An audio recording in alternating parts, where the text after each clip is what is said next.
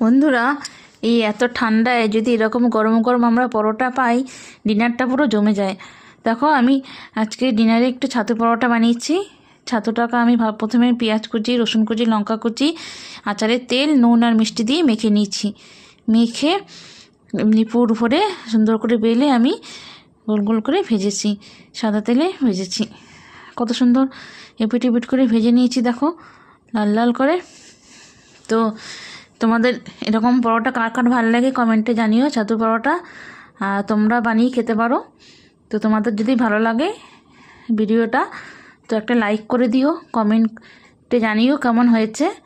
আর যদি ইউটিউব থেকে দেখো তো একটা সাবস্ক্রাইবও করে দিও। তো তোমরাও এমনি বানিয়ে খেও, শীতের রাতে ঠান্ডাতে বেশ ভালো লাগবে। এটা সস দিয়েও ভালো লাগবে, যে কোনো তরকারি দিয়েও ভালো লাগবে। দেখো কত সুন্দর দেখতে লাগছে। আমি এপিট এপিট করে লাল লাল করে কড়া করে একটু ভেজে নিয়েছি। ভেজে